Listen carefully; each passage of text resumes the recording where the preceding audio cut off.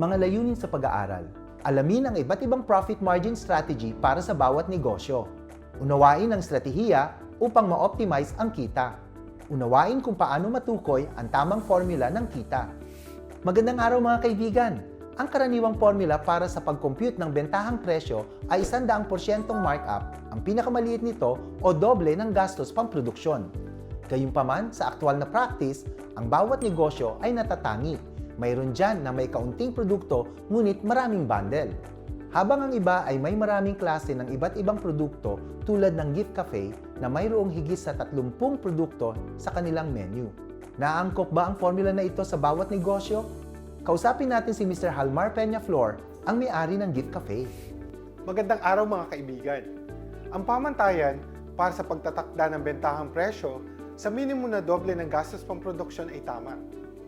Kahit sa mga negosyo na may mas mabagal na turnover sa fashion o crafts, ang bentahang presyo o selling price ay dapat hindi bababa sa triple ng gastos pamproduksyon. Gayunpaman, hindi magagamit ang panuntunang ito sa lahat ng kaso. Nag-aalok ang aking negosyo ng higit sa 30 iba't ibang mga items sa menu mula sa pagkain, inumin, hanggang sa iba't ibang merienda. Kaya mayroon akong sariling estratehiya sa pagtaas ng kita. Narito ang aking diskarte. Gamit ang e-commerce platform at mga point of sales app, madali kong matukoy ang benta o sales ng bawat produkto at matukoy ang nachos bilang aming bestseller. Dahil palagi naming sinusubaybayan ang mga presyo ng kakompetensya, gusto namin silang talunin sa pamamagitan ng paglalagay ng maliit na markup na 56% para sa item na ito. Kaya kung ang gastos pamproduksyon o production cost ng order ng nachos ay 90 pesos, ibinebenta namin ito sa halagang 149 pesos. Kung ang presyo ng mga sangkap ay tumaas at ang gastos pamproduksyon ay tumaas sa 100 pesos, ibibenta pa rin namin ito ng 149 pesos. Basta't mayroon pa rin kaming margin na minimum na 30%. Gumagamit kami ng volume strategy at margin strategy upang makamit ang target na kita. Sa kabutihang palad, maaari kaming makabenta ng hindi bababa sa 200 orders araw-araw. Ngunit upang mapataas ang kita, nagsasagawa kami ng ilang mga estratehiya.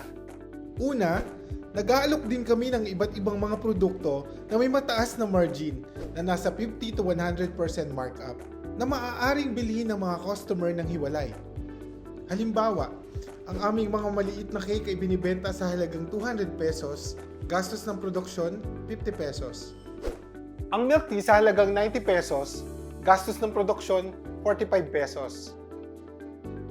Pangalawa, gumagawa kami ng promosyonal na package na nakabundle.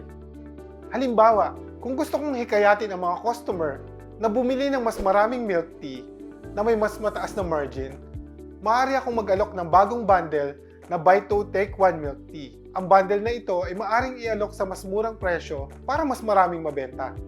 Sabihin natin ang dapat nakabuoang presyo ng 3 milk tea ay 250 pesos. Maaari naming diskwentuhan ito sa 200 pesos sa pamamagitan ng pagbabawas ng presyo ng margin. Kaya ang kabuoang kita ng bundle ay 802 pesos at ang profit margin ay 40%. Maaari ako makabenta ng mas maraming milk tea sa pamamagitan ng bundle na ito kahit na mas magiging maliit ang kita. Pangatlo, para mapataas ang kita, mahalaga din na hikayatin ang mga repeat orders.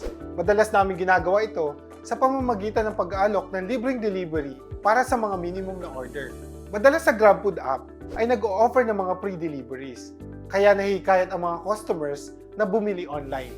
Pang-apat, ang pagpaplano ng produksyon ay mahalaga din para mapataas ang kita. Noong nakaraan, madalas kami nakakaranas ng paggalugi sa mga natitirang kanin at side dishes. Ngunit nang aming simulan ang paggamit ng POS app, nasusuri na namin ang detalyadong datos ng benta na nakatulong upang mapabuti ang pang-araw-araw na produksyon at pagpaplano ng inventaryo kada buwan. Ngayon, halos hindi na kami nagkakaroon ng problema sa pag-aaksaya at nakakapag-operate na kami ng mas mahusay. Yan ang nais kong ibahagi sa inyo. Sana ay naging kapakipakinabang ito. Mga kaibigan, ngayon alam na ninyo na mas madaling bumuo ng isang epektibong estratehiya sa promosyon kapag alam ninyo ang formula ng kita tulad ni Mr. Halmar. Kaya, i-optimize natin ang inyong kita sa pamamagitan ng pagsasagawa ng mga hakbang na ito. Tukuyin ang inyong pinakamabentang mga produkto at magpasya kung alin ang inyong gagamitin upang akitin ang mga customer sa pamamagitan ng paglalagay ng mas mababang kabuuang tubo.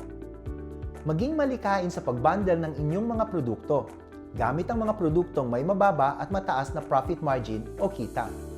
Mag-alok ng mga karagdagang benepisyo tulad ng libreng delivery upang mahikayat ang mga customer na umorder muli. Pagbutihin ang mga pagpaplano ng produksyon upang matiyak na ang inyong inventaryo ay magiging mga benta.